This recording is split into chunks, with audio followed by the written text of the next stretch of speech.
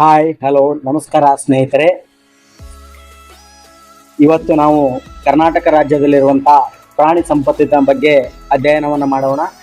ಇದು ಸ್ಪರ್ಧಾತ್ಮಕ ಪರೀಕ್ಷೆಯಲ್ಲಿ ಅತಿ ಮುಖ್ಯವಾಗಿರ್ತಕ್ಕಂಥ ಒಂದು ಪ್ರಮುಖ ಮಾಹಿತಿ ಅಂತೇಳಿ ಹೇಳ್ಬೋದು.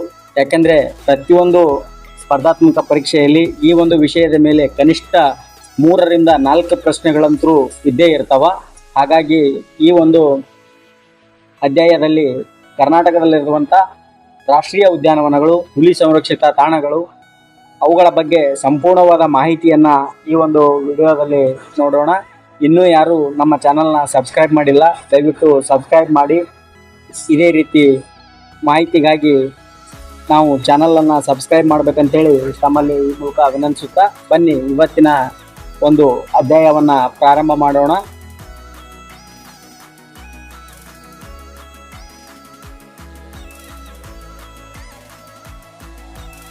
ಮೊದಲನೇದಾಗಿ ನಮ್ಮ ರಾಜ್ಯದಲ್ಲಿರುವಂಥ ರಾಷ್ಟ್ರೀಯ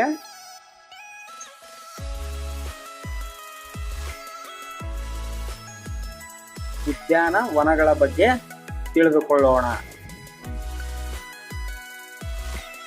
ರಾಷ್ಟ್ರೀಯ ಉದ್ಯಾನವನಗಳು ಮೊದಲನೇದಾಗಿ ನಮ್ಮಲ್ಲಿ ಪ್ರಮುಖವಾಗಿರ್ತಕ್ಕಂಥದ್ದು ಯಾವುದಂದ್ರೆ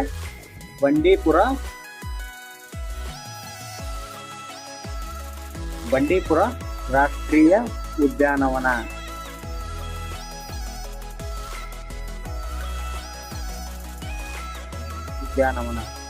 ಈ ಒಂದು ಬಂಡೀಪುರ ರಾಷ್ಟ್ರೀಯ ಉದ್ಯಾನವನವನ್ನ ನಾವು ಯಾವ ಒಂದು ಜಿಲ್ಲೆಯಲ್ಲಿ ಕಾಣಬಹುದಂದ್ರೆ, ಪ್ರಮುಖವಾಗಿ 2 ಜಿಲ್ಲೆಯಲ್ಲಿ ಈ ಒಂದು ಬಂಡೀಪುರ ರಾಷ್ಟ್ರೀಯ ಉದ್ಯಾನವನ ಅಂತಕ್ಕಂಥದ್ದು ವಿಸ್ತೀರ್ಣವನ್ನ ಹೊಂದಿದೆ.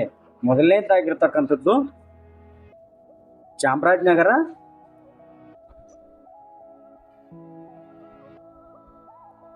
ಮತ್ತು ಮೈಸೂರು ಜಿಲ್ಲೆಗಳಲ್ಲಿ ಈ ಒಂದು ರಾಷ್ಟ್ರೀಯ ಉದ್ಯಾನವನ ತನ್ನ ವಿಸ್ತೀರ್ಣವನ್ನ ಹೊಂದಿದೆ. ಇದು ಮೈಸೂರು ಮತ್ತು ಚಾಮರಾಜನಗರ ಜಿಲ್ಲೆಯಲ್ಲಿ ಕಂಡುಬರುತ್ತದೆ. ಇದು ಯಾವಾಗ ಸ್ಥಾಪನೆ ಆಯಿತು ಅಂತೇಳಿ ಹೇಳಿದ್ರೆ, ಇದು 1974ರಲ್ಲಿ ಇದನ್ನ ಸ್ಥಾಪನೆ ಮಾಡಲಾಯಿತು. ಅಲ್ಲಿಂದ ಈ ಒಂದು ರಾಷ್ಟ್ರೀಯ ಉದ್ಯಾನವನ ಪ್ರಾರಂಭವಾಯಿತು.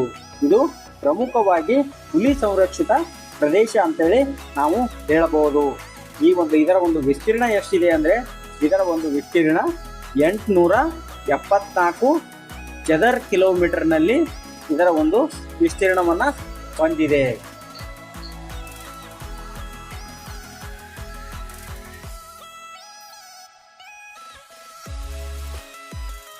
ಇದು ಪ್ರಮುಖವಾಗಿ ಏನಾಗಿದೆ ಅಂದ್ರೆ,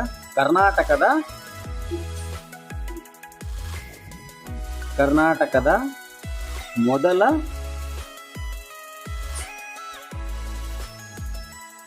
ಹುಲಿ ಸಂರಕ್ಷಿತ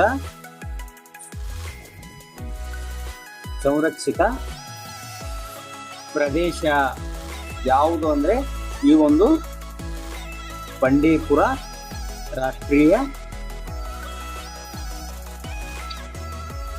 ಉದ್ಯಾನವನ ಅಂತೇಳಿ ಹೇಳಬಹುದು.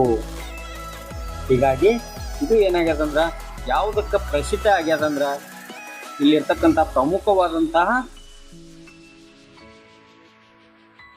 ಯಾವುದಕ್ಕೆ ಪ್ರಸಿದ್ಧ ಆಗ್ಯದಂದ್ರ, ಹುಲಿ,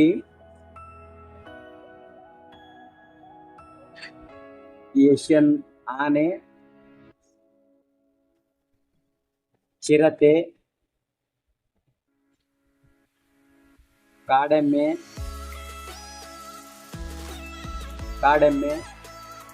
ಜಿಂಕೆ,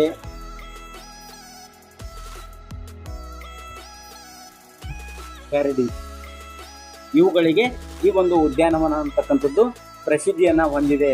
ಈ ಒಂದು ರಾಷ್ಟ್ರೀಯ ಉದ್ಯಾನವನ ಏನಿದೆ, ಇದು ನಾಗರಹೊಳೆ ರಾಷ್ಟ್ರೀಯ ಉದ್ಯಾನವನ ಮತ್ತು ಮಧುಮಲೈ ರಾಷ್ಟ್ರೀಯ ಉದ್ಯಾನವನ ಮತ್ತು ವೈನಾಡು ವನ್ಯಜೀವಿ ಅಭಯಾರಣ್ಯದೊಂದಿಗೆ ಸಂಪರ್ಕವನ್ನು ಹೊಂದಿದೆ. ಯಾವುದರೊಂದಿಗೆ? ನಾಗರಹೊಳೆ.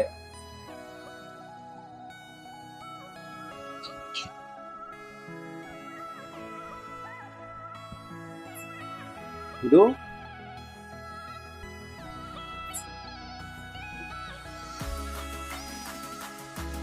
ಕರ್ನಾಟಕದ ನಾಗರಹೊಳೆ ಮತ್ತು ತಮಿಳುನಾಡಿನ ಮಧುಮಲೈ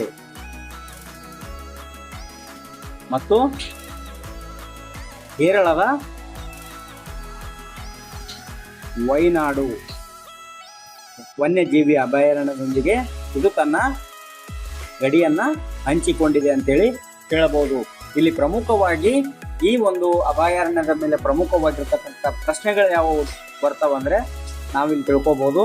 ಮೊದಲನೇದಾಗಿ ಈ ಒಂದು ಬಂಡೀಪುರ ರಾಷ್ಟ್ರೀಯ ಉದ್ಯಾನವನ ಅಂತಕ್ಕಂಥದ್ದು ಯಾವಾಗ ಸ್ಥಾಪನೆ ಆಯಿತು?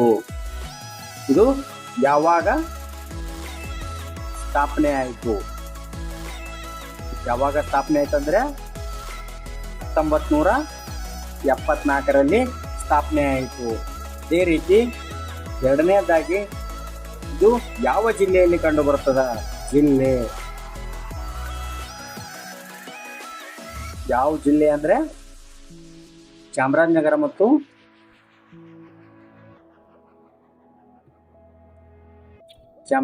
ಮತ್ತು ಮೈಸೂರು ಜಿಲ್ಲೆಯಲ್ಲಿ ಈ ಒಂದು ಬಂಡೀಪುರ ರಾಷ್ಟ್ರೀಯ ಉದ್ಯಾನವನ ತನ್ನ ವ್ಯಾಪ್ತಿಯನ್ನ ಹೊಂದಿದೆ ಅಂತೇಳಿ ಹೇಳಬಹುದು.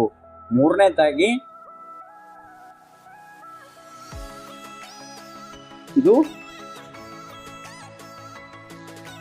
ಇದರ ಒಟ್ಟು ವಿಸ್ತೀರ್ಣ ಎಷ್ಟು ಅಂತೇಳಿ ಹೇಳಿದ್ರೆ ವಿಸ್ತೀರ್ಣ 874 ಚದರ ಕಿಲೋಮೀಟರ್ ಅಂತೇಳಿ ನಾವು ಹೇಳಬಹುದು. ನಮ್ಮ ರಾಜ್ಯದಲ್ಲಿರುವ ಎರಡನೇ ಉದ್ಯಾನವನ ಯಾವುದೆಂದರೆ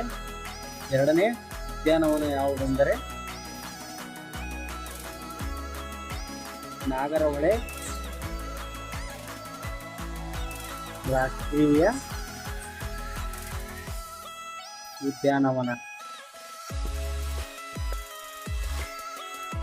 ನಾಗರಹೊಳೆ ರಾಷ್ಟ್ರೀಯ ಉದ್ಯಾನವನ ಎಂದು ಹೇಳಬಹುದು. ಈ ಒಂದು ನಾಗರಹೊಳೆ ರಾಷ್ಟ್ರೀಯ ಉದ್ಯಾನವನವನ್ನ ಇದನ್ನ ರಾಜೀವ್ ಗಾಂಧಿ ರಾಷ್ಟ್ರೀಯ ಉದ್ಯಾನವನ ಅಂತೇಳಿ ಕೂಡ ಕರೀತಾರೆ. ಏನಂತ? ರಾಜೀವ್ ಗಾಂಧಿ ರಾಷ್ಟ್ರೀಯ ಉದ್ಯಾನವನ ಅಂತೇಳಿ ರಾಷ್ಟ್ರೀಯ ಉದ್ಯಾನವನ ಎಂದು ಕೂಡ ಇದನ್ನ ಕರೀತಾರೆ ಅಂತೇಳಿ ಹೇಳಬಹುದು. ಈ ಒಂದು ಉದ್ಯಾನವನವು ಯಾವ ಸ್ಥಳದಲ್ಲಿ ಬರ್ತದೆ ಅಂದ್ರೆ ಪ್ರಮುಖವಾಗಿ ಈ ಒಂದು ಉದ್ಯಾನವನವು ನಮ್ಮ ರಾಜ್ಯದ ಜಿಲ್ಲೆಗಳಾದಂಥ ಮೈಸೂರು ಮತ್ತು ಕೊಡಗು ಜಿಲ್ಲೆಯಲ್ಲಿ ಈ ಒಂದು ಉದ್ಯಾನವನವನ್ನ ತನ್ನ ವಿಸ್ತೀರ್ಣವನ್ನ ಹೊಂದಿದೆ ಅಂತೇಳಿ ಹೇಳಬಹುದು. ಮತ್ತೆ ಈ ಒಂದು ಉದ್ಯಾನವನವನ್ನ ಯಾವಾಗ ಅಂದ್ರ 1955ರಲ್ಲಿ ಈ ಒಂದು ಉದ್ಯಾನವನವನ್ನ ವನ್ಯಜೀವಿ ಅಭಯಾರಣ್ಯ ಎಂದು ಘೋಷಿಸಲಾಯಿತು.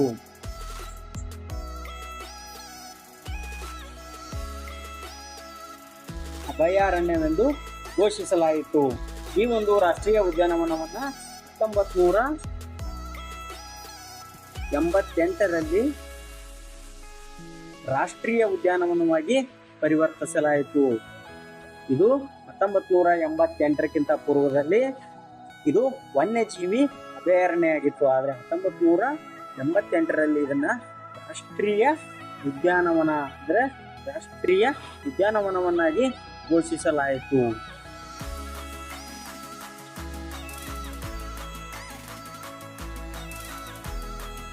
ಎಂದು ಘೋಷಿಸಲಾಯಿತು.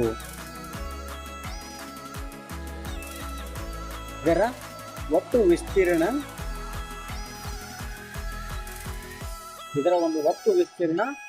643 ಚದರ ಕಿಲೋಮೀಟರ್ ಅಂತೇಳಿ ಹೇಳಬಹುದು. ಇದರ ಒಂದು ಒಟ್ಟು ವಿಸ್ತೀರ್ಣ ಎಷ್ಟದ ಅಂದ್ರೆ 643 ಚದರ ಕಿಲೋಮೀಟರ್ ವಿಸ್ತೀರ್ಣವನ್ನ ಇದು ಹೊಂದಿದೆ. ಇದಕ್ಕೆ ಯಾವ ರೀತಿಯಾಗಿ ಗಡಿಗೆ ಹೊಂದಿಕೊಂಡಂತ ಇತರೆ ರಾಷ್ಟ್ರೀಯ ಉದ್ಯಾನವನಗಳು ಯಾವುವು ಅಂತಂದ್ರೆ, ಮೊದಲನೇದಾಗಿ ದಕ್ಷಿಣಕ್ಕೆ ಬರ್ತಕ್ಕಂಥದ್ದು ಬಂಡೀಪುರ ರಾಷ್ಟ್ರೀಯ ಉದ್ಯಾನವನ, ಬಂಡೀಪುರ ರಾಷ್ಟ್ರೀಯ ಉದ್ಯಾನವನ. ಆ ನಂತರ ಎರಡನೇದಾಗಿ ಬರ್ತಕ್ಕಂಥದ್ದು ಪಶ್ಚಿಮಕ್ಕೆ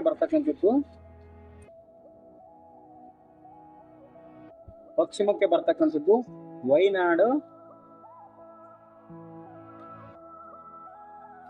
ವೈನಾಡು ವನ್ಯಜೀವಿ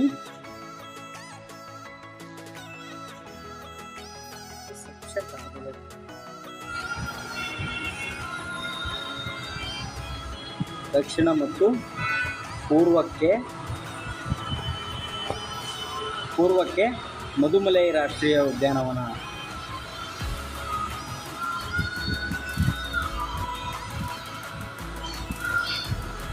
ಮಧುಮಲೈ ರಾಷ್ಟ್ರೀಯ ಉದ್ಯಾನವನವನ್ನ ಇದು ಹೊಂದಿದೆ. ಪ್ರಮುಖವಾಗಿ ನಾವಿಲ್ಲಿ ನೋಡ್ಬೋದು, ಇದರ ವಿಸ್ತೀರ್ಣ 643 ಚದರ ಕಿಲೋಮೀಟರ್ ವ್ಯಾಪ್ತಿಯಲ್ಲಿ ಇದು ಹರಡಿಕೊಂಡಿದೆ. ಇದರ ಒಂದು ದಕ್ಷಿಣಕ್ಕೆ ಬಂಡೀಪುರ ರಾಷ್ಟ್ರೀಯ ಉದ್ಯಾನವನ ಬಂದರೆ ಪಶ್ಚಿಮಕ್ಕೆ ವೈನಾಡು ವನ್ಯಜೀವಿಧಾಮ ಬರುತ್ತೆ. ಅದೇ ರೀತಿ ದಕ್ಷಿಣ ಮತ್ತು ಪೂರ್ವ ಭಾಗಕ್ಕೆ ಮಧುಮಲೈ ರಾಷ್ಟ್ರೀಯ ಉದ್ಯಾನವನವನ್ನು ಇದು ಹೊಂದಿಕೊಂಡಿದೆ ಅಂತೇಳಿ ಹೇಳ್ಬೋದು. ಈ ಒಂದು ಉದ್ಯಾನವನದಲ್ಲಿ ಇರ್ತಕ್ಕಂಥ ಪ್ರಮುಖವಾದಂಥ ಯಾವ ನದಿಗಳು ಈ ಒಂದು ಉದ್ಯಾನವನದಲ್ಲಿ ಹರಿತವಪ್ಪ ಅಂದ್ರೆ ಮೊದಲನೇದಾಗಿ ಬರ್ತಕ್ಕಂಥದ್ದು ಕಬಿನಿ ಮತ್ತು ಲಕ್ಷ್ಮಣ ತೀರ್ಥ. ಈ ಒಂದು ಉದ್ಯಾನವನದಲ್ಲಿ ಪ್ರಮುಖವಾಗಿ ಈ ಒಂದು ಎರಡು ನದಿಗಳು ಈ ಒಂದು ಉದ್ಯಾನವನದಲ್ಲಿ ಹರಿತವಂತೇಳಿ ನಾವು ಹೇಳಬಹುದು. ಹಾಗಾಗಿ ಈ ಒಂದು ನಾಗರಹೊಳೆ ರಾಷ್ಟ್ರೀಯ ಉದ್ಯಾನವನವನ್ನು ನಾವು ಈ ರೀತಿಯಾಗಿ ಹೇಳಬಹುದು. ಇದನ್ನು ರಾಜೀವ್ ಗಾಂಧಿ ರಾಷ್ಟ್ರೀಯ ಉದ್ಯಾನವನ ಅಂತೇಳಿ ಕರೀತಾರೆ. ಇದು ಯಾವ ಜಿಲ್ಲೆಯಲ್ಲಿ ಬರ್ತದೆ ಅಂದ್ರೆ ಮೈಸೂರು ಮತ್ತು ಕೊಡಗು ಜಿಲ್ಲೆಯಲ್ಲಿ ಬರ್ತದೆ. ಇದು ಯಾವಾಗ ಸ್ಥಾಪನೆ ಆಯಿತು ಅಂದ್ರೆ 1955ರಲ್ಲಿ ಇದನ್ನು ವನ್ಯಜೀವಿ ಅಭಯಾರಣ್ಯ ಎಂದು ಪ್ರಾರಂಭ ಮಾಡಲಾಗುತ್ತದೆ. ಅದೇ ರೀತಿ 1988ರಲ್ಲಿ ರಾಷ್ಟ್ರೀಯ ಉದ್ಯಾನವನವೆಂದು ಇದನ್ನು ಘೋಷಣೆ ಮಾಡಲಾಗುತ್ತದೆ. ಇದರ ಒಂದು ವಿಸ್ತೀರ್ಣ 643 ಚದರ ಕಿಲೋಮೀಟರ್ ಅಂತೇಳಿ ಹೇಳ್ಬೋದು. ಇದು ತನ್ನ ಪೂರ್ವ ಮತ್ತು ದಕ್ಷಿಣ ಮತ್ತು ಪಶ್ಚಿಮ ಮತ್ತು ಪೂರ್ವಕ್ಕೆ ಯಾವ ಒಂದು ಅಭಯಾರಣ್ಯಗಳನ್ನು ಹೊಂದಿದೆ ಅಂದರೆ ದಕ್ಷಿಣಕ್ಕೆ ಬಂಡೀಪುರ ಇದ್ದರೆ ಪಶ್ಚಿಮಕ್ಕೆ ವೈನಾಡು ಇದೆ. ಅದೇ ರೀತಿ ದಕ್ಷಿಣ ಮತ್ತು ಪೂರ್ವಕ್ಕೆ ಮಧುಮಲೈ ರಾಷ್ಟ್ರೀಯ ಉದ್ಯಾನವನವನ್ನು ಇದು ಹೊಂದಿದೆ ಅಂತೇಳಿ ಹೇಳ್ಬೋದು. ಈ ಒಂದು ಉದ್ಯಾನವನದಲ್ಲಿ ಕಬಿನಿ ಮತ್ತು ಲಕ್ಷ್ಮಣ ತೀರ್ಥ ಅಂತಕ್ಕಂಥ ಎರಡು ಪ್ರಮುಖವಾದಂಥ ನದಿಗಳು ಕೂಡ ಹರಿತವಂತೇಳಿ ಹೇಳಬಹುದು.